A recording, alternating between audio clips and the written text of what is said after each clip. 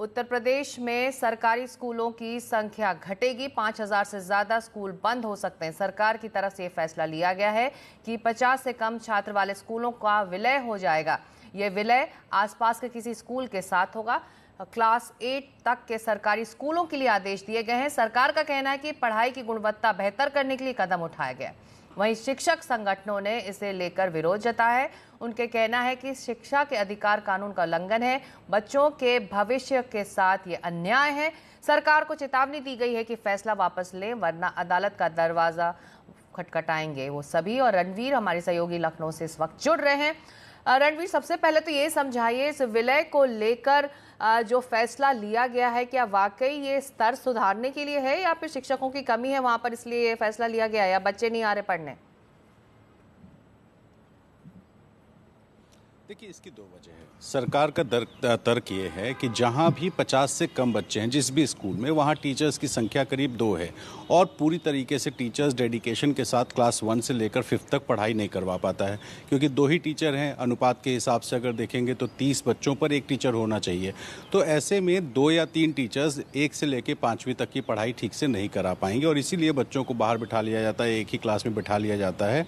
तो ये नौबत ना आए, एक क्लास का बच्चे को एक ही टीचर पढ़ाए।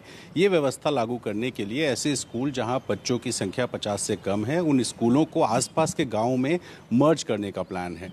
अब इसको मर्ज करेंगे तो इसमें ये देखा जाएगा कि कोई बीच में नदी ना आए, कोई इस तरह की रुकावट ना आए ताकि बच्चों को पहुंचने में कोई दिक्कत हो। इस तरह की चीज़ों को ध्यान रखा जाएगा। अब शिक्षकों का या शिक्षक संगठनों का जो तर्क है वो ये है कि ये स्कूल मर्ज नहीं किए जा रहे हैं बल्कि 5,000 स्कूल बंद किए जा रहे हैं और इसलिए वो उसका विरोध कर रहे हैं। तर्क ये भी है कि जब स्कूल मर्ज हो जाएंगे और शिक्षकों को ट्रांसफ़र करके आसपास के स्कूलों में शिफ्ट कर दिया जाएगा तो उससे जो टीचर्स के हायरिंग का काम है, यानी उत्तर प्रदेश में जो वेकेंट सीटें हैं टीचर्स की, उसको भरा नहीं जाएगा और जो भी ऐसे बीएड, बीटीसी या डीएलएड वगैरह किए हुए बच्चे हैं उनको सरकारी नौकरी मिलने में दिक्कत होगी। तो एक तरफ वो छात्र जिन्होंने बीटीसी, बीएड या डीएलएड इस उम्मीद में किया था कि उन्हें टीचर्स की नौकरी स्कूलों में मिल जाएगी, या तो प्राइमरी स्कूल में या पोस्ट प्राइमरी में, यानी कि क्लास 8 तक के जो स्कूल्स होते हैं उसमें, तो उन बच्चों को नौकरी नहीं मिलेगी, टीचर्स का ये कहना है, और स्कूल मर्ज करने से दिक्कतें बढ़ेंगी। सरकार का तर्क ये है कि अगर स्कूल मर्ज होते हैं तो एक क्लास पे एक टीचर पढ़ा सकेगा और इस तरह की व्यवस्था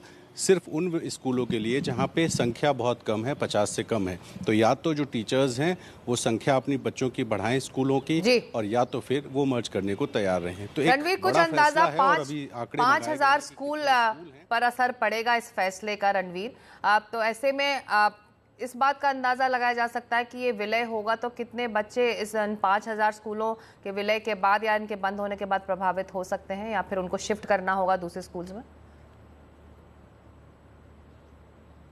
देखिए, उत्तर प्रदेश में लगभग 1.5 करोड़, प्रिसाइजली कहूँ तो 1,49,00,000 बच्चे हैं जो कि क्लास 1 से लेकर 8वीं तक में सरकारी स्कूलों में पढ़ते हैं। स्कूलों की बात करें तो 80,000 के आसपास, करीब 83,000 प्राइमरी स्कूल हैं जो कि 1 से 5 तक चलते हैं और लगभग 40,000 के आसपास ऐसे स्कूल हैं जो 6ठी से लेकर 8वीं तक चलते हैं। तो अगर 5,000 स्कूलों को अगर ख़त्म किया जाता है, जैसे लखनऊ में लगभग 450 इसके आसपास स्कूल हैं, तो वो जो बच्चे हैं वो 50 के आसपास की संख्या होगी।